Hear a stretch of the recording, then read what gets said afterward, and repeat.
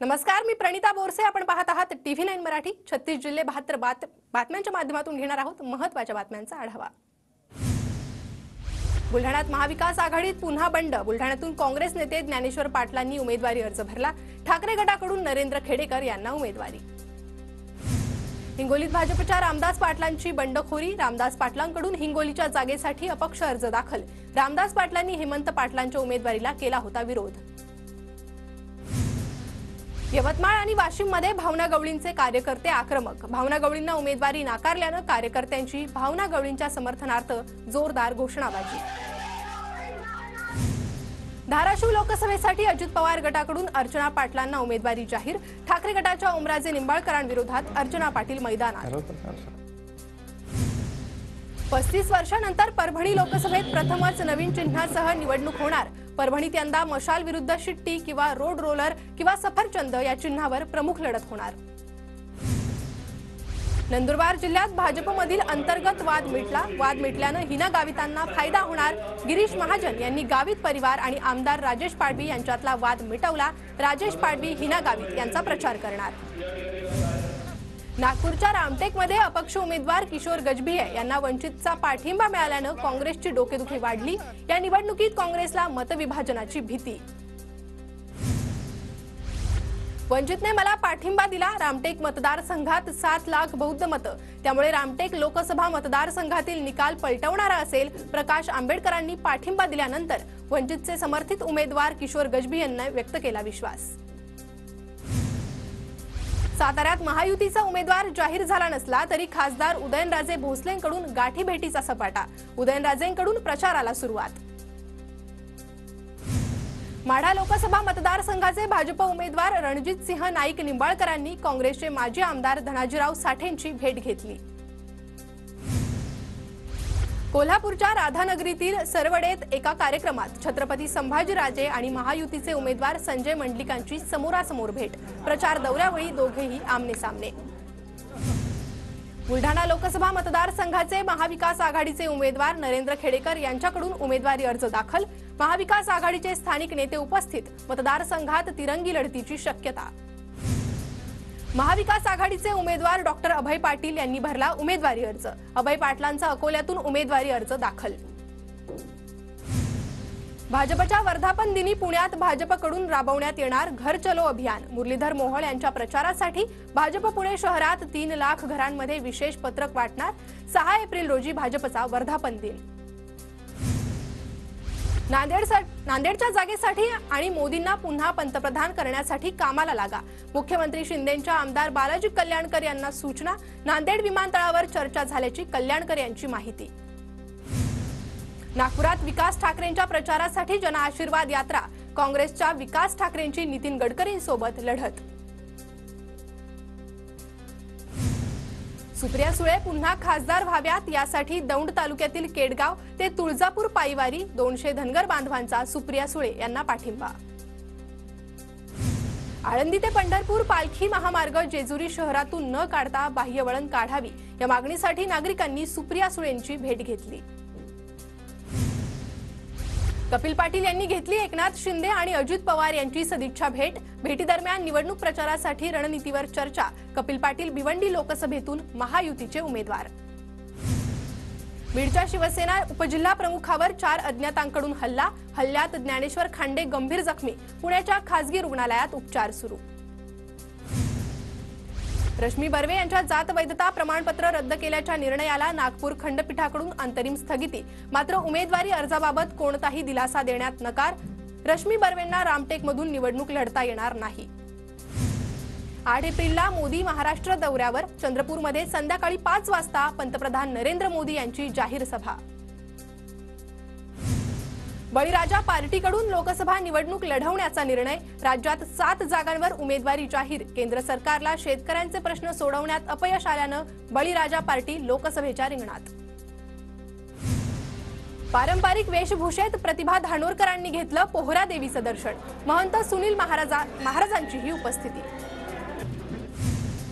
प्रफुल्ल पटेल 3 दिवस गोंदिया जिल्ह्याच्या दौऱ्यावर. जिल्ह्यातील अनेक ठिकाणी सभेचं आयोजन. महायुतीचे उमेदवार सुनील मेंढेंचा प्रचार करणार.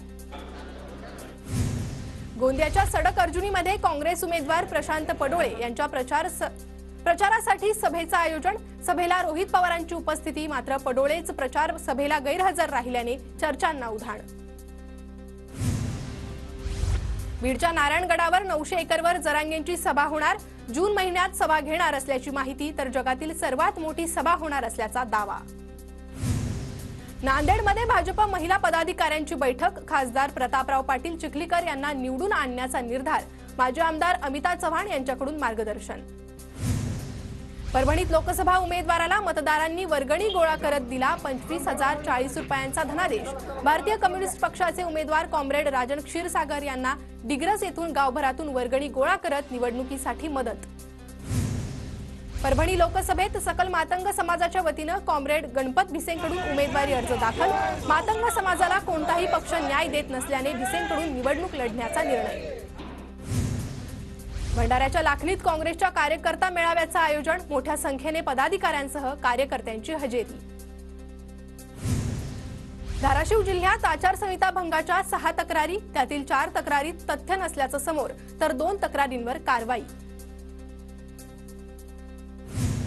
भाजप राज्यभरात बूथ विजय अभियान राबवणार। प्रत्येक बूथवर गेल्या वेळच्या निवडणुकीपेक्षा 370 मतं वाढवण्यासाठी प्रयत्न करणार। भाजपचे प्रदेश प्रवक्ते प्रदीप पेशकार यांची माहिती। वर्ध्यात मतदार जनजागृतीसाठी स्वस्त धान्य दुकानदारांची बाईक रॅली। मतदानाची टक्केवारी वाढावी तसेच मतदारांमध्ये जनजागृती व्हावी यासाठी स्वीप अंतर्गत रॅलीचं आयोजन। वर्धा आणि सेलू तालुक्यातील 500 बाईक स्वारांचा सहभाग। पुणे सातारा महामार्गावरील खेड शिवापूर टोल नाक्यावर टोल दरवाढ आचारसंहितेमुळे लांबणीवर। लोकसभा निवडणुकीनंतर नवीन टोल दरवाढ लागू करण्यात येणार। अलिबाग शहराचं नाव मायनाक नगरी करा। विधानसभा अध्यक्ष राहुल नार्वेकरांचं मुख्यमंत्र्यांना पत्र। मायनाक भंडारींच्या पराक्रमाचा दाखला देत नामांतराची मागणी, तर अलिबागमध्ये मायनाक भंडारीचं भव्य स्मारक उभारण्याचीही मागणी। पुण्यात महावितरण कार्यालयाबाहेर राष्ट्रवादी शरदचंद्र पवार पक्षाचं आंदोलन। खासदार सुप्रिया सुळे यांच्या नेतृत्वात हे आंदोलन। भिवंडी तालुक्यातील अनेक गावांमध्ये पाणी टंचाई। पाणी प्रश्नावर श्रमजीवी संघटनेच्या महिलांचा एक हाती हंडा, एक हाती दांडा मोर्चा, तर पाणी उपलब्ध करून देण्याची मागणी। जळगावातील जिल्हा परिषदेसमोर सामाजिक कार्यकर्त्यांचं अन्नत्याग आमरण उपोषण सुरू। रावेरच्या धनाजी नाना विद्यालय व माध्यमिक विद्यालयाच्या प्रयोगशाळा सहाय्यक पदाच्या नियुक्तीच्या चौकशीची मागणी। मराठा समाजाचे जातीचे दाखले त्वरित वितरित करा। जळगावमधील 40 गावात प्रांताधिकाऱ्यांना सकल मराठा समाजाची निवेदन देत मागणी। 10% आरक्षण जाहीर करूनही जातीचे दाखले मिळेनात। शहादा ते प्रकाशा दरम्यानचा गोमाई नदीवरील पूल धोकादायक अवस्थेत। पुलावर ठिकठिकाणी खड्डे। जिल्हाधिकारी यांच्या आदेशानंतर देखील अवजड वाहतूक सुरूच। नाशिकच्या सटाण्यातील महड जिल्हा परिषदेच्या शाळेकडून अनोखा उपक्रम। टाकाऊ वस्तूपासून विद्यार्थ्यांनी केली पक्ष्यांच्या चारा पाण्याची सोय। धाराशिव जिल्ह्यात दुष्काळाच्या झळा वाढत असून 256 गावं टंचाईग्रस्त म्हणून घोषित। 52 टँकर आणि 438 बोर विहीर अधिग्रहण करून पाणी पुरवठा सुरू। सातारा जिल्ह्यावर दुष्काळाचं सावट। 120 गावं आणि 388 वाड्यांना टँकरद्वारे पाणी पुरवठा सुरू। माण, खटाव, फलटण, कोरेगाव तालुक्यात पाणी टंचाईच्या झळा। दरवर्षी पावसाची कृपादृष्टी असणारा पश्चिम महाराष्ट्र यंदा टँकरग्रस्त। पुणे, सातारा, सांगली आणि सोलापूर या 4 जिल्ह्यात 364 टँकरने पाणी पुरवठा। सातारा आणि पुण्याला सर्वाधिक झळ। पालघरमधील दापचरी दुग्ध प्रकल्पाच्या कुर्जे धरणाच्या कालव्याला गळती। धरणाच्या कालव्याची दुरुस्ती न झाल्यानं लाखो लिटर पाण्याचं नुकसान। गोंदियाच्या आमगाव तहसीलमधील 33 गावातील पाणी प्रश्न पेटला। भर उन्हाळ्यात पाण्यासाठी भटकंती। थकीत बिलापोटी विद्युत पुरवठा खंडित केल्याने पाणी प्रश्न पेटला, मात्र मार्ग काढायला राजकीय पुढाऱ्यांची पाठ। धुळे शहरात तापमानात मोठी वाढ। जिल्ह्यात 41 अंश सेल्सिअस इतक्या उच्चांकी तापमानाची नोंद। वाढत्या तापमानाच्या नागरिकांना झळा। नाशिक जिल्ह्यात बाजार समित्या बंद। हिशोबपट्टीतून हमाली, तोलाई, वराई कपात संदर्भात तोडगा न निघाल्याने बाजार समिती बंद, तर पुढील आदेशापर्यंत आजपासून जिल्ह्यातील बाजार समितीत कांद्याचे लिलाव बंद राहणार। मालेगाव महापालिकेकडून 3 दिवसात 2,45,00,000ची कर वसुली। मालमत्ता आणि पाणीपट्टी करातून पालिकेची भरघोस वसुली। आरटीई अंतर्गत प्रवेशासाठी शाळांचा प्राधान्यक्रम निश्चित, शिक्षण विभागाकडून मार्गदर्शक सूचना। शाळा उपलब्ध नसल्यास स्वयं अर्थसहित शाळेत प्रवेश घेता येणार। धाराशिव जिल्ह्यात गेल्या 5 वर्षात वाहतुकीच्या नियमांचं उल्लंघन करणाऱ्या 3,40,000 वाहनांवर कारवाई, चालकांकडून तब्बल 10,75,00,000 रुपयांचा दंड वसूल। पुण्याच्या खेड तालुक्यातील दौंडकरवाडीत भैरवनाथ महाराजांच्या यात्रा उत्सवानिमित्त बैलगाडा शर्यतीचं आयोजन। बैलगाडा शर्यतीचा थरार पाहण्यासाठी नागरिकांची मोठी गर्दी।